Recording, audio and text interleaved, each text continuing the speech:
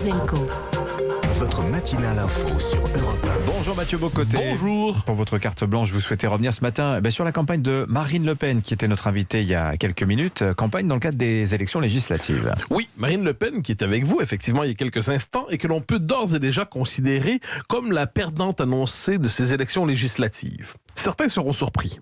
Marine Le Pen ne s'est-elle pas imposée dans le cadre de la présidentielle comme l'opposante principale d'Emmanuel Macron?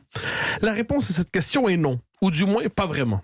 Certes, Marine Le Pen s'est rendue au second tour. À l'automne, on l'enterrait. 6 mois plus tard, elle débattait avec Emmanuel Macron. Ce n'est pas rien. Ceux qui la méprisent finissent toujours par en payer le prix. D'ailleurs, on ne la méprise plus.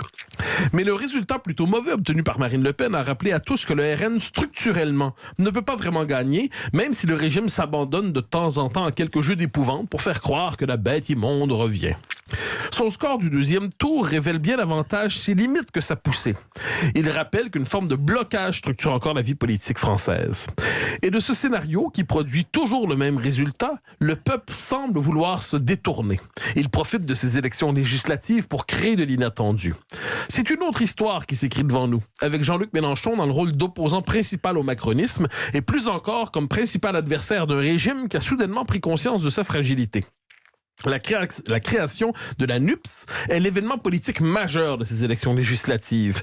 Jean-Luc Mélenchon a su rassembler la gauche autour de lui et a su développer à son avantage l'état d'esprit insurrectionnel qui traverse le pays. En position hégémonique dans son camp, il a lancé un message clair « Laissez venir à moi les petits partis de gauche et même ceux qui autrefois étaient grands ». Pendant ce temps, Marine Le Pen, elle, n'a pas voulu rassembler et s'est plutôt adonnée au doux plaisir de la purge, en faisant tout en son pouvoir pour anéantir les derniers restes politiques d'Éric Zemmour plutôt que de lui tendre la main. La scène politique à venir se laisse désormais deviner. On verra s'affronter la gauche radicale, décoloniale et décroissante, et le progressisme européiste. Les deux ont cela en commun de croire que la France est entraînée dans la formation irréversible d'un nouveau peuple qu'ils définissent un peu différemment, mais auquel ils croient nécessaire de s'adapter. Toute la vie politique sera ainsi aspirée pour un temps par ces deux camps, la droite étant occupée à s'autodétruire.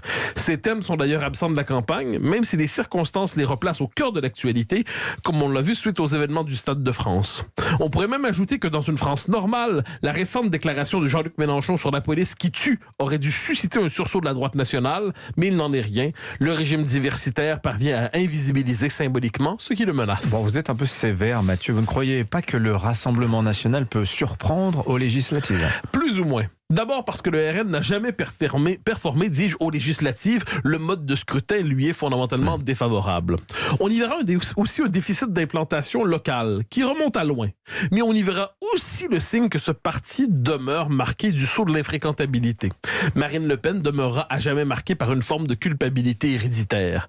On a même voulu faire de son appel à la démocratie référendaire la marque d'une pensée autoritaire lors du deuxième tour de la présidentielle. Le cordon sanitaire fonctionne encore et les mécanismes de diabolisation aussi. Le RN a beau avoir sacrifié son noyau doctrinal pendant un temps et tout misé sur sa conversion au populisme intégral pour gagner en respectabilité, on le frappe encore d'interdits civiques. Revenons sur le sacrifice de son noyau doctrinal. Le RN a voulu tout miser sur la question du pouvoir d'achat. Il a cru faire, dis-je, un bon coup en adoptant cette stratégie. Mais elle se retourne aujourd'hui contre lui en l'enfermant dans une fonction tribunicienne diminuée, qui porte moins les protestations d'un peuple que d'une classe sociale. Il en est même venu à faire de la question de l'âge de la retraite une question plus importante que l'immigration massive. Résumons. Au lendemain de la présidentielle, plusieurs annonçaient un groupe parlementaire historique pour le RN.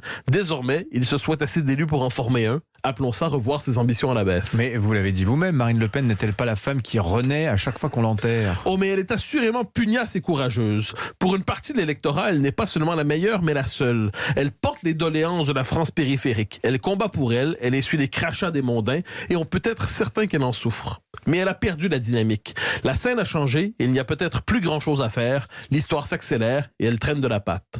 Et la question dont personne ne veut entendre parler remonte à la surface. Que faire de cette France de droite droite, s'il faut utiliser ce gros mot, qui n'en finit plus de se désagréger et s'enferme dans des querelles picrocholines qui la condamnent à l'inexistence comme si elle ne savait rien faire d'autre que mettre en scène son impuissance. Elle en a l'habitude et les Français l'ont aussi. Merci beaucoup Mathieu Bock-Côté. Journée mondiale de l'océan en ce mercredi 8 juin. 2 grands témoins. Dans un instant, nous serons avec Jacques Rougerie, il est architecte, océanographe, académicien, et Maude Fontenoy, ambassadrice pour l'éducation à la mer auprès du ministère de l'Éducation nationale. À tout de suite.